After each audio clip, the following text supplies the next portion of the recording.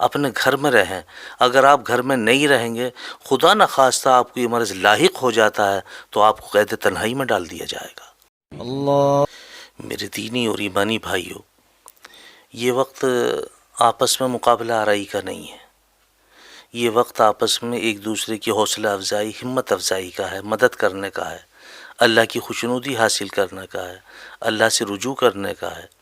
میرے پاس میں بہت ساری اس طرح کی خبریں ہیں کہ لوگ آپس میں محو گفتگو ہیں باہر کہ بتائیے صاحب یہ وقت تو مسجدوں کو آباد کرنے کا تھا اور یہ لوگ مسجدوں کو بند کیے ہوئے ہیں، تو یہ بات مناسب نہیں ہے۔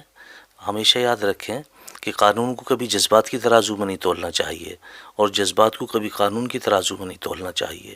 اس بات پہ پوری دنیا کے علماء کا اتفاق ہے کہ اپنی اپنی مساجدوں میں آدمی کم کر دیں، بازاروں میں کم جائیں، پکنک اسپوٹ ہوں یا دینی مراکز ہوں یا آپ کے مالز وغیرہ ہوں، بازار ہوں، ان سے آپ بالکل تنہائی اختیار کر لیں، اپنے گھر میں رہیں۔ اگر آپ گھر میں نہیں رہیں گے، خدا نخواستہ آپ کو یہ مرض لاحق ہو جاتا ہے تو آپ کو قید تنہائی میں ڈال دیا جائے گا۔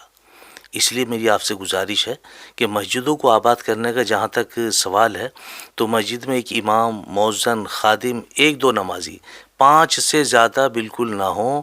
آپ ویڈیوز دیکھ بھی رہے ہوں گے اور کہ بہت ساری ویڈیوز میں آپ دیکھ رہے ہیں کہ پولیس زیادتی کر رہی ہے، تو زیادتی کرنا ان کا حق بن جاتا ہے۔ جب ان کے حکم کی تعمیل نہیں ہوگی تو ظاہر بات ہے، کیونکہ آپ کو اس کا علم نہیں ہے غالباً، ایک مریض اگر پایا جاتا ہے تو اس سے جڑے ہوئے جتنے بھی لوگ ہیں سب کا ٹیسٹ ہوتا ہے۔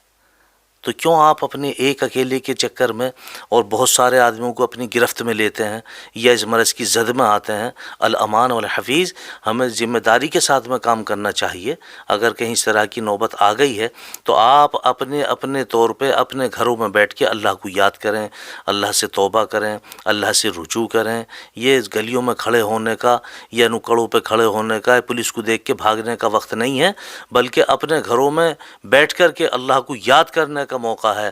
اپنے اللہ کو یاد کرو، اللہ سے رجوع کرو، تمام مسائل کا حل ٹھیک ہے دعاؤں میں ہے، دوا بھی تو ہے، دوا سنت ہے، دوا اپنا کام کرتی ہے، دعا اپنا کام کرتا ہے۔ تو احتیاط کے طور پہ ہمیں تمام تدابیر کو اختیار کرنا چاہیے۔